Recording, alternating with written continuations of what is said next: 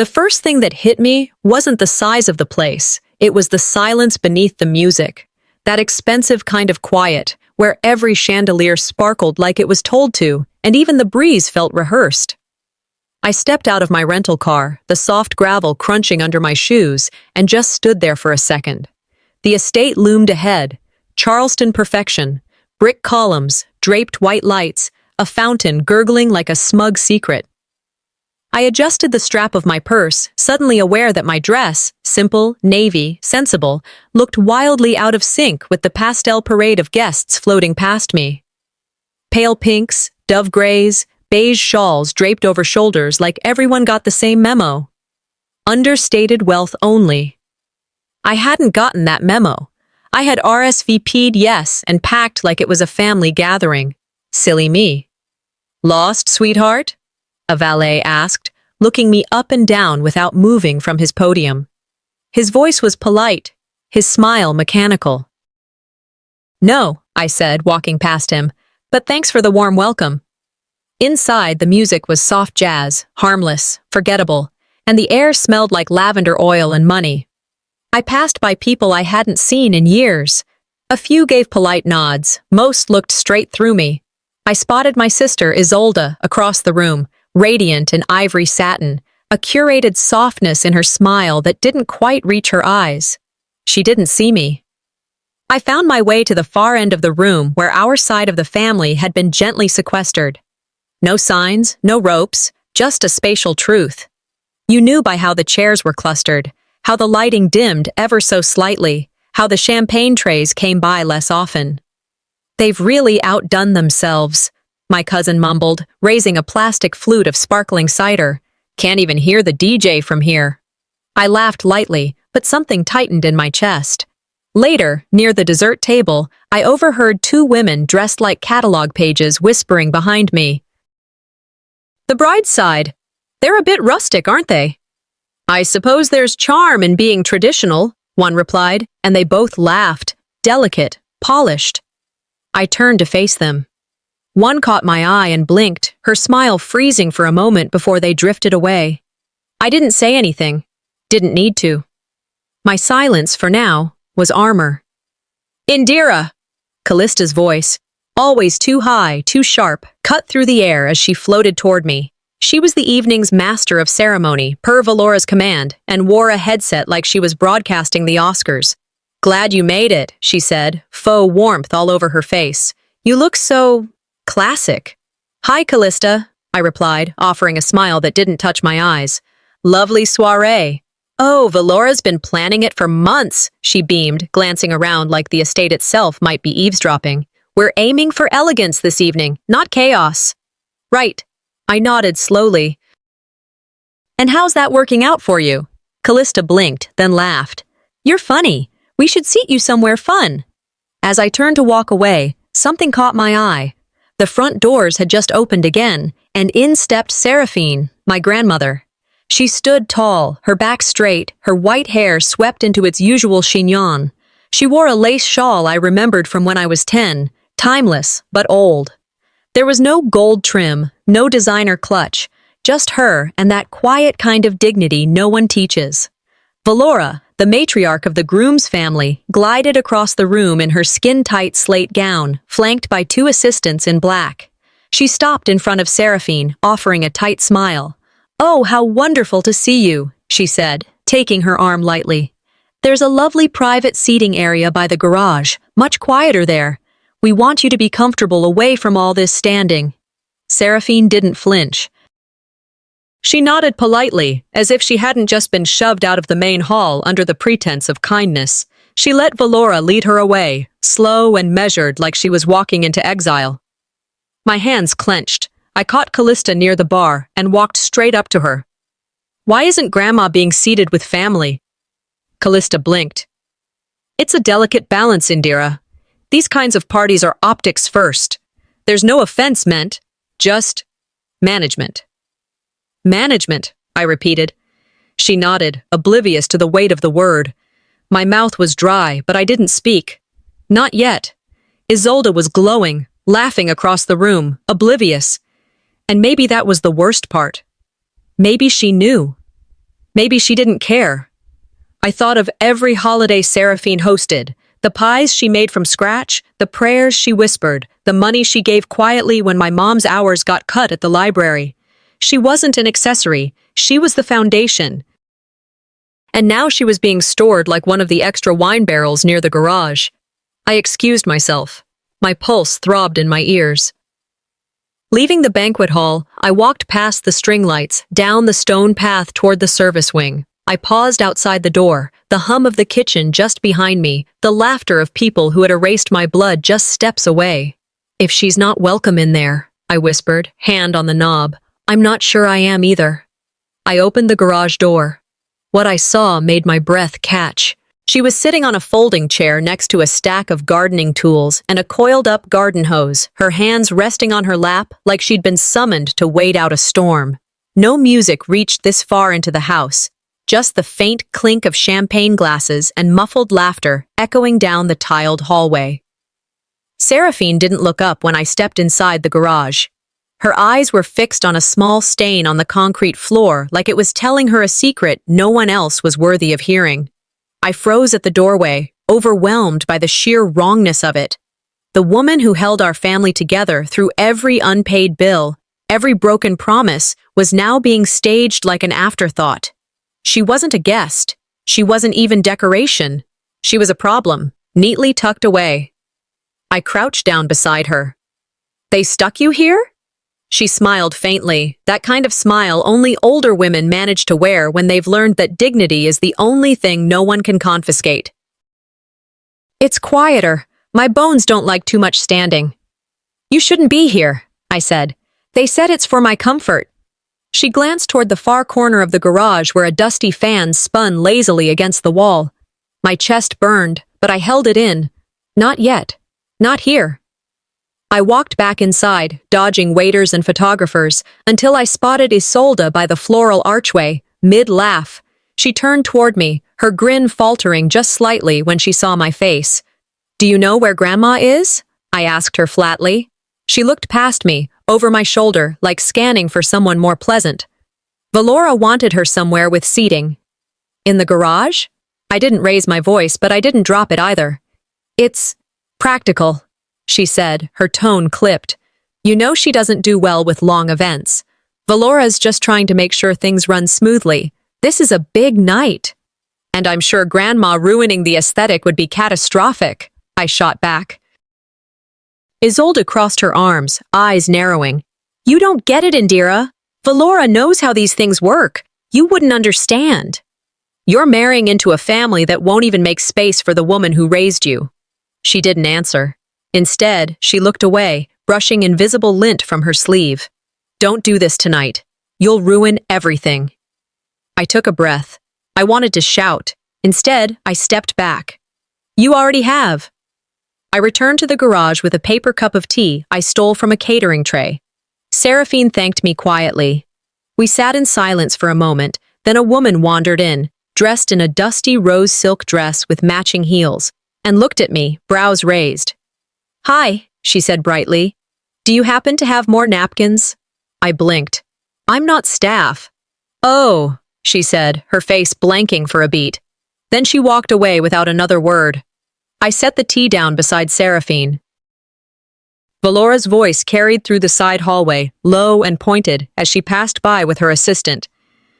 "Let's be careful who handles what," she said, not knowing I could hear her. "Appearance matters." Later, I noticed the family slideshow looping above the dessert table. It showed baby pictures of Isolda, beach vacations with the Prescotts, college photos, and posed portraits, but not a single image of Seraphine. Not one. I asked Callista about it as she wiped down her tablet. "Oh," she said, unfazed. "Weddings are forward-facing events, sweetie. People edit for the future." I stared at her. "But when you erase someone, you also erase who raised you." She chuckled, distracted. "Oh, come on. You're taking this too seriously. We're just curating." It wasn't just curation. It was elimination. I pulled out my phone, opened the camera. Quietly, I began to document everything. Seraphine's chair, the slideshow, Valora's head tilt when she smiled at rich donors. I didn't know what I was building yet, but I knew I couldn't let this go unseen. Later, I returned to the garage with another cup of tea and some fruit on a napkin, but the chair was empty. The door to the side yard was open. The cup I had brought earlier still sat untouched on the crate beside her seat. My heart stuttered. I looked around once, then stepped outside. "Grandma?" I called into the quiet night. No answer. The chair was empty. The folded napkins sat untouched on the armrest, the half-full cup of tea still warm, and the garage door stood wide open, letting in the hum of the distant generator and the dry scent of cut grass. My pulse kicked up again, sharp and unwelcome. I stepped out into the darkness, the stone path illuminated by the soft overhead lights lining the edge of the lawn. I scanned left and right, heart thudding like it was trying to race ahead of me. And then, there she was. Seraphine sat near the garden fountain, just past the trimmed hedges. Her silhouette was framed by the flicker of the water light, her shoulders slightly hunched, hands folded neatly in her lap. She didn't turn when I approached. She didn't need to. "I thought you left," I said, trying not to sound breathless. She smiled without looking at me. "I just needed air." "It's heavy in there. Too many people who don't remember where they came from." I sat beside her on the edge of the fountain, letting the quiet settle. There was something sacred about it, like her silence had weight, had purpose. I didn't want to break it, but it broke anyway. "You remember when Isolda lost that internship offer after she flubbed that interview?" I asked. "She called me sobbing, begged me to email my professor. I didn't even blink. I just did it." Seraphine nodded slowly. "She told me." "She told you," I repeated, "but she never told anyone else." "She said it would make her look weak," Seraphine said simply. "She was weak," I snapped, "and I helped her anyway." I didn't realize how bitter it sounded until I heard my own voice echo off the stone rim. But Seraphine didn't scold me. She just placed a hand on mine, light and warm. "You helped her because you're not the kind who counts favors," she said. "And that's exactly why it's starting to hurt." I turned toward her. "Did she ever repay you? Even once?" She looked back at the fountain. "I cashed my last CD to pay her tuition senior year. She was going to drop out. Her dad had lost work again." I blinked. "She never told me that." "She asked me not to." Seraphine's voice was calm, matter of fact. "Said she'd repay me by graduating." I let that sit for a long moment. The fountain bubbled. Somewhere behind us, champagne glasses clinked again. My breath came slow and deliberate. "Some debts aren't financial," I murmured. "They're moral. And those never get paid back with silence." We walked together back toward the house. The party had shifted by now. Dinner service had begun. But no one had looked for us. No one had noticed we'd been gone. Inside, I noticed something else. A string of family photos running the length of the hallway near the dining room. Carefully printed, tastefully framed. One after another, Isolda in her cap and gown, Isolda and Mom at her first book release, Isolda with her fiancé, beaming in front of their new place, no Seraphine, not in a single frame. They had erased her. I stood there longer than I should have.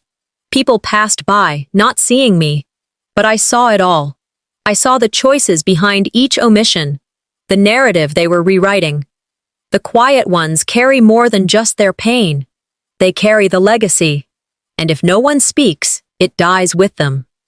I turned around just in time to hear the click of heels and the familiar artificial chirp of Callista's voice. "There you are," she said, her ever-fake smile plastered across her face.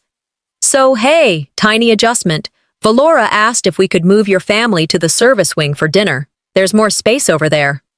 I stared at her. "You mean the staff hallway?" Callista blinked, then offered a chirpy nod like she was handing me a gift bag. "You mean the staff hallway?" I asked, and Callista gave that plastic smile of hers, the kind that stuck in your teeth, then turned and floated off like she'd just offered me a mint, not an insult. She didn't even flinch. I stood there for a moment, watching the backs of well-dressed strangers pass me like I didn't exist. Then I turned around and found Seraphine again. She was sitting on a collapsible chair next to a storage rack stacked with folded table linens and silver chafing dishes, barely a sliver of light cutting through the side kitchen. They didn't push her out, they faded her out, which is worse because they still smile while doing it. "I thought maybe you'd gone home," I said softly. "I was thinking about it," she replied, not looking up. "But I didn't want to leave without saying goodbye to you." I crouched beside her. "You shouldn't be back here." She gave a dry little chuckle. "Where exactly should I be?" "I've been told I'm in the way more times tonight than I've been welcomed." That was it. I rose, walked straight out through the kitchen, and made a beeline across the floor of velvet napkins and polite applause. I spotted Isolda near the floral wall, taking selfies with Valora and some cousin from her fiancé's side whose name I never remembered. I didn't wait for her to notice me. I stepped right into the shot and said, "You let them seat Grandma next to a mop bucket." Isolda froze mid-pose. "Indira, what are you talking about?" "I'm talking about that so-called service wing you and your precious Valora keep pushing my family into like we're part of the furniture." She glanced around, trying to shush me without looking like she was shushing me. "Can we not do this right here? If you're okay with Grandma being parked next to leftover catering trays, maybe you're not who I thought you were." Her eyes narrowed. "Why are you always so dramatic?" "Because you're not being dramatic enough," I snapped. "This isn't just about her. It's about how easily you let people erase where we come from." Isolda's face turned rigid. "This is about my future, my marriage, my career. Do you think I worked this hard to have it all ruined by some awkward old lady?" I stared at her. "That awkward old lady is the reason you graduated, the reason Mom stayed sane after Dad left, the reason you had somewhere to sleep when your internship fell through. You don't build a future by stepping on your past." She shook her head and walked away without another word. "You don't understand pressure," she muttered as she disappeared down the corridor. I stood there, heart pounding, fists clenched. Every fiber in me screamed to call after her, to say more, louder. But then I remembered something. I was 9. My parents were finalizing their divorce, and I didn't know what to do with all the silence in the house. One night, Seraphine held my hand as I sobbed into her shoulder on the porch. I'll never forget her voice, soft but certain. "One day, you'll have to speak when I no longer can." Back in the present, I took out my phone and stared at the blinking cursor in my notes app. My thumbs hovered. Then slowly, deliberately, I began typing. I didn't know if I'd send what I was writing, but it felt like something had to start somewhere. The ballroom was louder when I stepped back in, voices rising now not from joy but tension. I slipped by the drink table and caught sight of Aunt Astria, sipping from a stemless glass of red wine, her face pinched but present. "I saw what they did," she said quietly when she noticed me. "Then why didn't you say anything?" She looked down into her glass. "I'm tired of fighting Valora." "Well, I'm not." She looked up. The weight of 30 years of family politics sat behind her eyes, but she didn't argue. "I didn't think you had it in you," she said. "You wouldn't be the first." I stepped back, the clatter of silverware and the hum of jazz behind me. I thought about the slideshow with no Seraphine, the chairs in the garage, the hallway program without her name. I thought about Isolda's face when I called her out, how quick she was to twist guilt into blame. "My family used to be loud with love," I whispered to myself. "Now we're quiet with shame." And that's when it clicked. I didn't want revenge. I didn't need applause. I just needed truth to exist where it had been erased. I opened my contacts, found the name I hadn't texted in years, Marcus. We went to school together. He worked AV now, handled projectors and media for corporate events. I tapped out a message, got a 3-dot reply almost immediately. He texted, "What's the venue?" I wrote back. He called within seconds. "What's going on?" he asked. "I need a favor," I said. My voice was calm, flat. "I need 5 minutes of the screen during the toast." Marcus's reply was brief. "Got it. I'll have the backup input ready." That was all I needed. I stepped into a side hallway, away from the ambient jazz and the floral arrangements meant to distract from everything that had been edited out of tonight. I pulled out my phone and scrolled through my camera roll. There it was. grainy footage of Seraphine being escorted to the garage, smiling politely while her dignity was boxed and labeled disruption. I added it to the folder. I didn't even trim it. Raw was better. Honest. No filters tonight. They filmed their story, I muttered under my breath. Now I'll show ours. Somewhere nearby, I spotted Callista rifling through event paperwork by the dessert station. Her brows were furrowed, lips moving silently as she muttered through a set list. I approached without hesitation. "Can I see the program?" I asked. She looked up, surprised. "What for?" "I just want to see where my grandmother's name is listed in the acknowledgments. And when she's supposed to speak." Callista hesitated, then handed me a thick, glossy printout. I flipped through. No Seraphine. Not on page 1, not in the introduction, not in the closing words. "She was supposed to give a short speech," I said. "Oh, yeah, that was cut last minute," Callista said, glancing to the side. "Valora thought it would be best to keep things streamlined." "Streamlined?" I repeated. "You cut a human being to make room for monograms and mood lighting." Callista leaned in and lowered her voice. "Look, don't fight this here. It'll just look like you're being difficult." I folded the program slowly, tucking it under my arm. "I'm not being difficult. I'm being deliberate." She blinked, caught off guard, then turned away like I was a static buzz interrupting her playlist. I walked out to the patio and opened my phone again. A new notification blinked on the screen. Unknown number. I opened it. "You're being watched. Be careful who you talk to." No name, no emoji, just a warning with the flavor of threat. I stood still for a second, letting the breeze whip through the tension knotting in my neck. Then I clicked on the voice recorder and began to speak. "This isn't about revenge," I said softly. "This is about record. Because when people pretend you didn't matter, the only thing that saves you is the truth." That night, I worked alone in a corner of the venue's unused lounge. I loaded old photos of Seraphine, her holding baby Isolda, cooking at holidays, helping me with science fairs when my mom worked late shifts. I added audio from voice notes she'd left me months ago, her warm, worn voice reading excerpts from letters she never sent. Sometimes love means staying quiet, but sometimes it means refusing to be erased. I set it to a soft piano track, just enough to underscore the truth without dramatizing it. I trimmed it all into a 5-minute timeline. The file name: Truth Not Toast. By the time I zipped the USB drive, I was ready. Ready for whatever would come next, backlash and all. There's a kind of steel that settles in when you realize you're done asking to be seen. I walked calmly back through the main hall.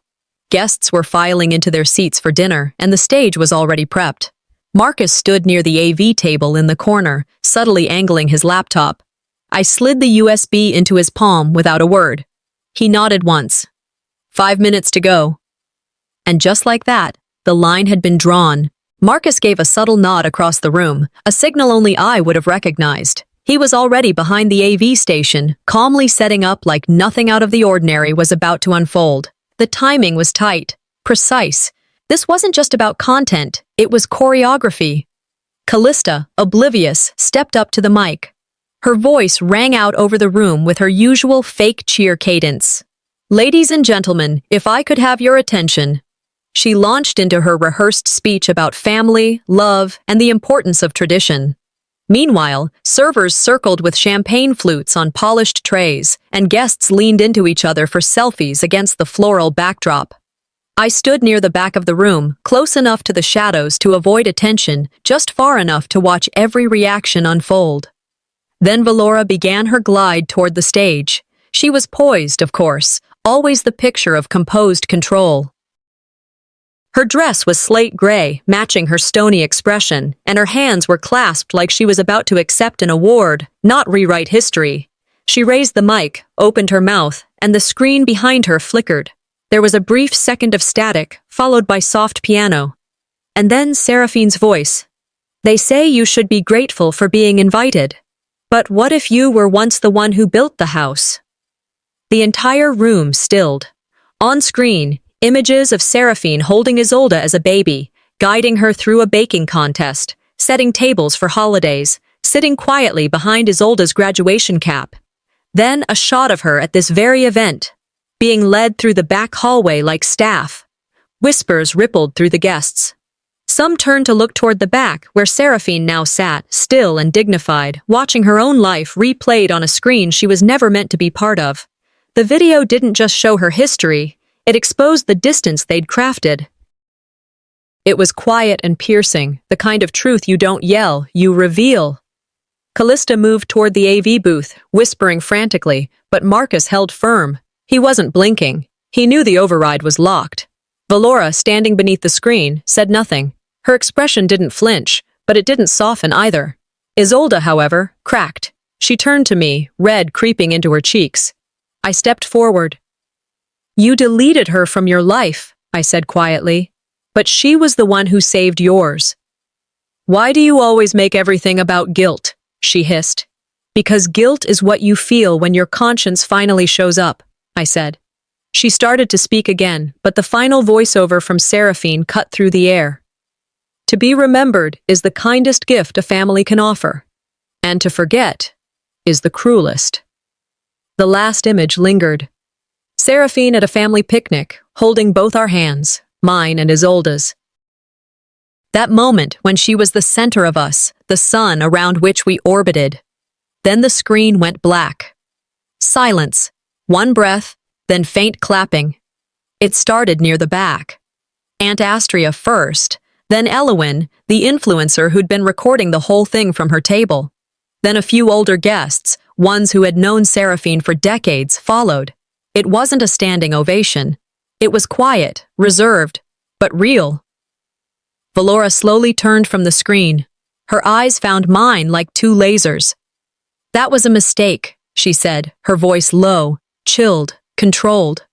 "One you won't be able to walk back." I didn't blink. "It wasn't a mistake," I said, voice steady. "It was a mirror." Valora didn't flinch. She just turned and walked off, her posture straight, chin high.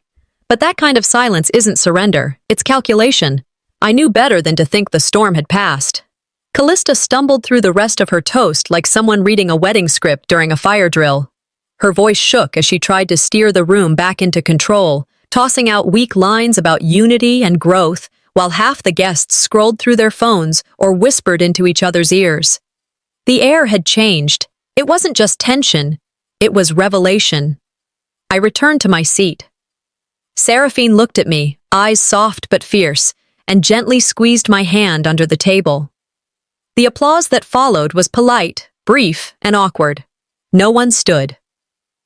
Minutes later, I caught sight of Valora pulling Isolda and her fiancé into a side room. They didn't glance my way, but the door shut with a kind of finality that made my spine stiffen. I wasn't trying to eavesdrop, I swear I wasn't, but the hallway echoed just enough. "She undermined this entire evening," Valora said, her voice cold and clipped. "If she doesn't leave quietly, we're pulling the investment for the house next spring. We will not be embarrassed again." I didn't hear Isolda's reply. Maybe she didn't have one. When they emerged, Isolda spotted me. Her eyes narrowed like a reflex, like blame was easier than understanding. She marched up, voice low but charged. "Why do you always ruin everything I care about?" I looked her square in the eye. "I'm not ruining anything. I'm just not pretending anymore." Her mouth opened, but no sound came. She blinked and turned away, fists clenched like she'd lost control of the very script she used to write. Just as I tried to breathe through the surge in my chest, Narina appeared beside me.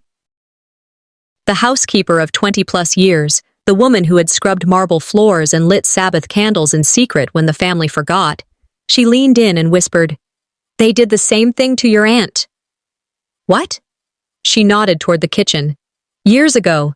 Told her she brought bad luck. All because she married someone they didn't approve of. They sent her away. Told her to stop showing up at holidays. She died last year. Alone." I stared at her, stunned. "They don't change," she added softly. "Because no one ever makes them." And then she walked off, tray in hand, back to the world of invisible labor. My throat tightened. I thought about Aunt Lorraine, the quiet one who used to bring jars of preserves to every family picnic, who just stopped coming 1 year. No one ever told me why. Valora stepped back to the mic, flawless as ever. Her voice was syrup. We are so grateful for all of you, especially those who share our values and commitment to family unity. I felt the burn under my collarbone. That was no thank you. That was a knife, dulled by civility. Seraphine leaned close and murmured, "This isn't the end." I nodded once. I know. After dessert was served and the last of the scripted tributes played, I found Aunt Astria near the drinks table. She was nursing a glass of wine like it held answers. "I thought you'd say something," I said. She didn't look up. "They bought my silence a long time ago. I'm not proud of that." "You don't have to shout," I told her. "You just have to stop disappearing when it matters." That made her blink. She looked at me with something close to sorrow.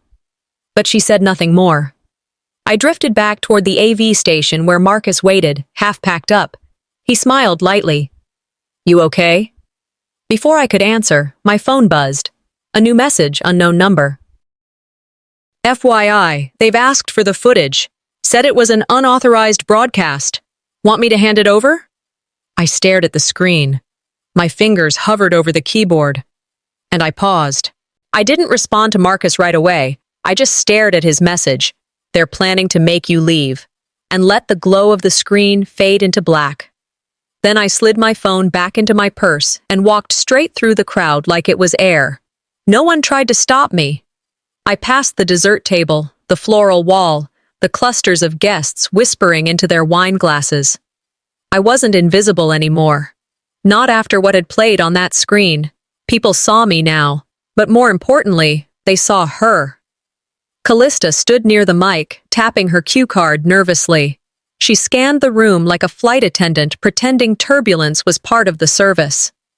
"We'd now like to share a short highlight reel," she announced, "a celebration of love, legacy, and the future." But the video that began was not the one Valora had approved. It opened with Seraphine, not a polished portrait or old photo, but Seraphine, speaking into the camera from the chair in my living room weeks ago. Her posture upright, her voice soft but not weak. "You can decorate your life with people who smile for photos," she said, "or you can build it with the ones who stayed when no one was watching." Gasps scattered through the room like dropped silverware. The screen cut to home videos, Seraphine wrapping birthday gifts for Isolda, fixing a hem on her graduation dress, reading bedtime stories to me in a room lit only by a thrifted lamp. No filters, no editing, just truth. Then came the footage from this night. Seraphine being led away from the main event, her chair in the garage, a server carrying food past her like she wasn't there, and all of it overlaid with that voice. I didn't want applause. I wanted presence. Valora's face didn't change. She stood perfectly still beside the stage, her mouth set in a line too straight to be real. But Isolda flinched like someone had pulled her heart through her chest. She stormed through the crowd and made a beeline for me. "You ruined the most important night of my life." I didn't move. "You ruined it the moment you forgot who helped you get here." She slapped me. It wasn't loud, but it was real. The kind of slap that echoes louder in silence. Gasps, chairs scraping, forks dropping. And then Seraphine stood. She didn't raise her voice. She didn't lift her chin. She just looked at Isolda like she didn't recognize her anymore. "That'll be enough," she said. Her words fell like church bells in the middle of the room. Aunt Astria crossed the room and placed a hand on my shoulder. I looked at her, surprised, but she nodded once. "You did what no one else had the guts to do," she whispered. And from the far right corner, Elowen lifted her phone and hit record. "This matters," she said, almost to herself. One by one, a few older guests began shifting their chairs closer to Seraphine. No fanfare, no announcement, just movement. Quiet rebellion. Valora turned to watch, her grip on the mic tightening. She was losing the room, and she knew it. Control slipped like sand through diamond-studded fingers. I didn't smile. I didn't cry. I just stood there and breathed. This wasn't revenge. This was reclamation. Seraphine caught my eye from across the room and gave me a small nod, like a blessing, like an answer to a question I hadn't dared to ask aloud. As I stepped away from the crowd, back toward the hallway, a voice came from behind me. "If you think this is over, you're more naive than I thought." I turned to Valora. "No," I said, "I think it's just beginning." I walked away from Valora without another word and stepped out into the courtyard, leaving the rustle of evening gowns and the clink of crystal behind me. The air out there was thick with something real, cool, heavy, and still. Under the old oak tree, Seraphine sat alone, her hands folded neatly in her lap. She looked like she belonged there more than any of them ever would. I joined her quietly. No words were exchanged for a while. We just sat there, the hush between us more honest than the applause I'd heard inside. Eventually, I said, "It's out now. They can't take it back." Seraphine smiled faintly, eyes fixed on nothing in particular. "Let them try. You gave people something they weren't supposed to see." Back inside, the printed event program was making its rounds. Someone near the dessert table pointed at the family acknowledgements. "Wait, isn't Seraphine the grandmother? Why isn't she listed?" Whispers grew. A few guests began flipping through their copies. Callista, half listening while adjusting centerpieces, rushed to the mic with that brittle tone she always used when pretending nothing was wrong. "Just a quick note, there was a tiny mix-up with the printing, our deepest apologies. We're grateful for all generations here tonight."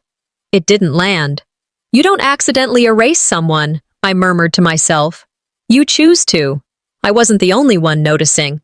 Back in the lounge area, Elowen had uploaded a video clip, one of Seraphine in the garage, sipping tea with her lace shawl draped across her lap. The caption read, "She raised the bride. She wasn't invited to speak."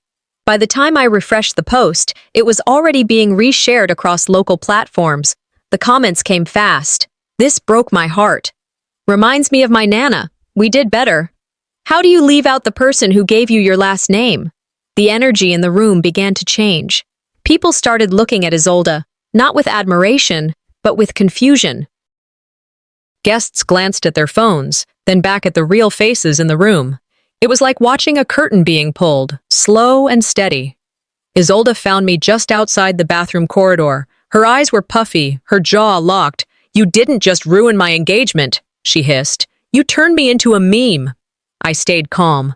"I didn't do that. The truth did." She paced, teeth clenched. "They're pulling the down payment on the house. Valora said we embarrassed the brand." I folded my arms. "Maybe if you'd protected your grandmother half as much as you protected your optics, you wouldn't be in this mess." Her hands trembled. "Do you think any of this makes you look noble?" I stepped closer.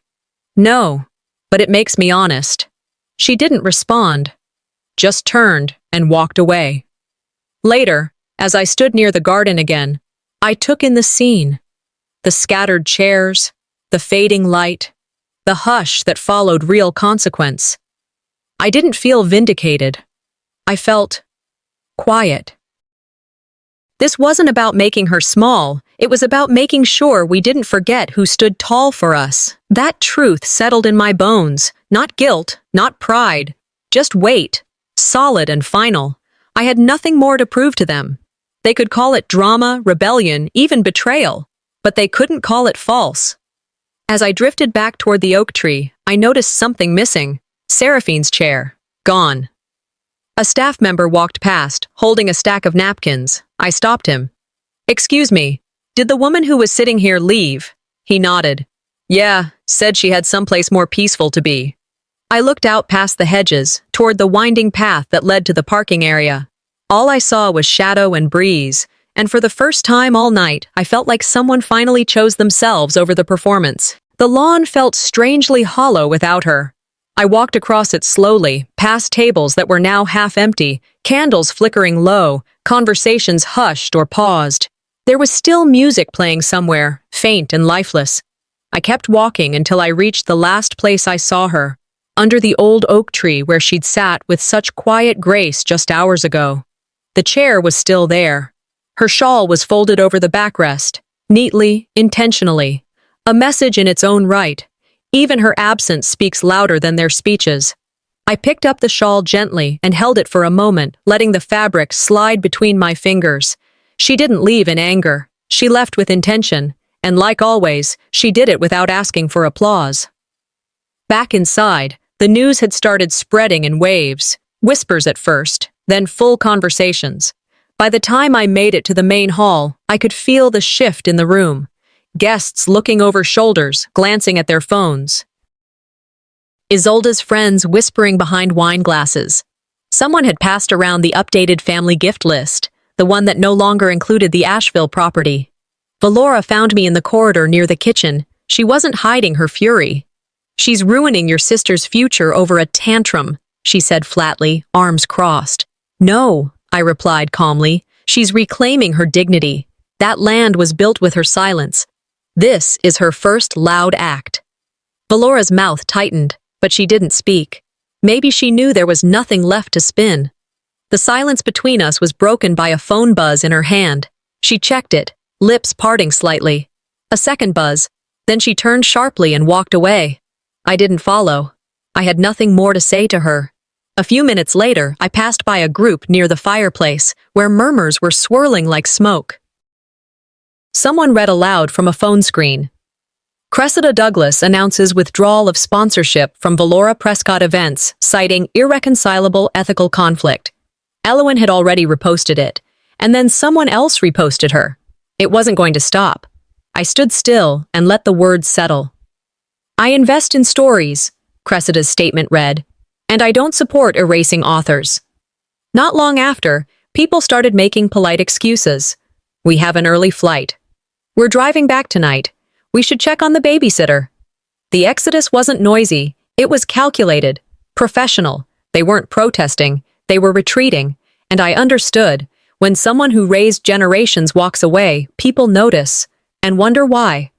Eventually, I passed by the bridal suite. The door was slightly ajar.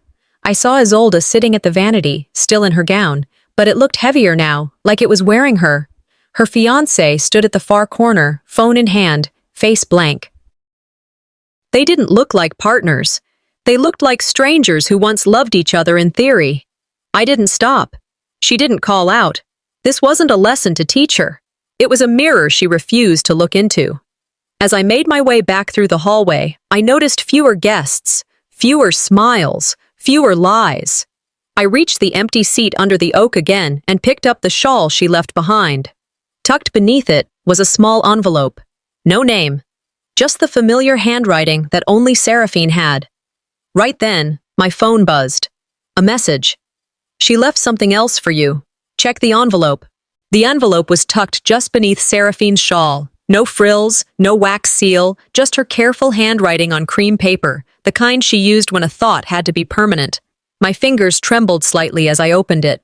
Inside, a single sheet and a brass key. The letter read, "You've done what I couldn't. You reminded them what mattered. This key opens more than a place. It opens freedom." I held the key like it was something holy. The kind of key you only receive when someone knows you'll protect what they never could. I didn't need to guess what it unlocked. Years ago, Seraphine told me about the cottage, her late husband's retreat, now empty, quiet, untouched for nearly a decade. I closed the envelope and slipped both it and the key into my purse. I didn't look back at the party. The walk to my car felt like something ceremonial. My heels clicked against the concrete, and each step carried the weight of closure. I paused before opening the door, gripping the key tighter in my palm, like I could absorb its message through my skin. Just then, I heard footsteps behind me. Isolda. Her voice was sharp, but unsteady. "You got what you wanted." I turned to face her. I didn't want anything but for someone, anyone, to say thank you to her. She crossed her arms. "You think this makes you better than me?" "No. But it made me honest," I said.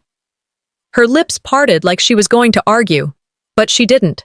She just stood there, eyes glistening, but still too proud to let a single tear fall. Her dress no longer sparkled under the venue lights. It sagged around her shoulders, like the weight of the truth finally settled where it belonged. I didn't offer comfort. That wasn't mine to give. Instead, I walked back inside one last time. The chair Seraphine had occupied was still there, pushed slightly away from the table, as if the room itself had exhaled. I pulled her shawl from my bag and laid it over the backrest with care. Then I pulled out a pen and scrawled her name, Seraphine May Holloway, across the printed program where it should have been from the start. I placed it on the seat, letting it rest like a tribute.